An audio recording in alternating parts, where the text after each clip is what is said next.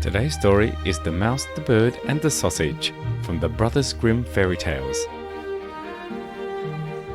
Once upon a time, a mouse, a bird and a sausage entered into partnership and set up house together. For a long time all went well. They lived in great comfort and prospered so far as to be able to add considerably to their stores. The bird's duty was to fly daily into the wood to bring in fuel. The mouse fetched the water and the sausage saw to the cooking. When people are too well off, they always begin to long for something new. And so it came to pass that the bird, while out one day, met a fellow bird to whom he boastfully expatiated on the excellence of his household arrangements. But the other bird sneered at him for being a poor simpleton who did all the hard work while the other two stayed at home and had a good time of it. For when the mouse had made the fire and fetched in the water, she could retire into her little room and rest until it was time to set the table. The sausage had only to watch the pot to see that the food was properly cooked, and when it was near dinner time, he just threw himself into the broth or rolled in and out among the vegetables 3 or 4 times, and there they were, buttered and salted and ready to be served. Then, when the bird came home and had laid aside his burden, they sat down to table, and when they had finished their meal, they could sleep their fill till the following morning, and that was really a very delightful life.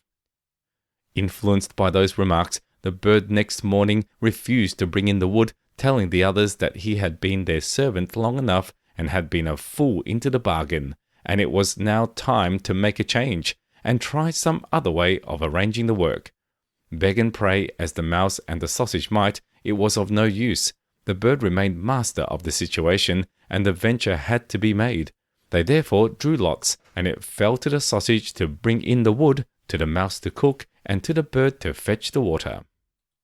And now what happened? The sausage started in search of wood, the bird made the fire, and the mouse put on the pot, and then these two waited till the sausage returned with the fuel for the following day. But the sausage remained so long away that they became uneasy, and the bird flew out to meet him. He had not flown far, however, when he came across a dog who, having met the sausage, had regarded him as his legitimate booty, and so seized and swallowed him.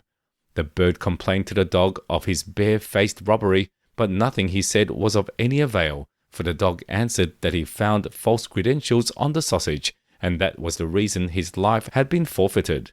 He picked up the wood and flew sadly home, and told the mouse all he had seen and heard. They were both very unhappy, but agreed to make the best of things and to remain with one another. So now the bird set the table, and the mouse looked after the food, and, wishing to prepare it in the same way as the sausage, by rolling in and out among the vegetables to salt and butter them, she jumped into the pot.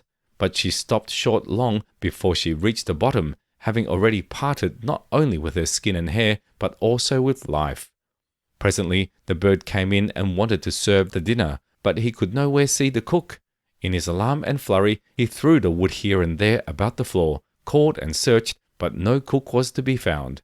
Then some of the wood that had been carelessly thrown down caught fire and began to blaze.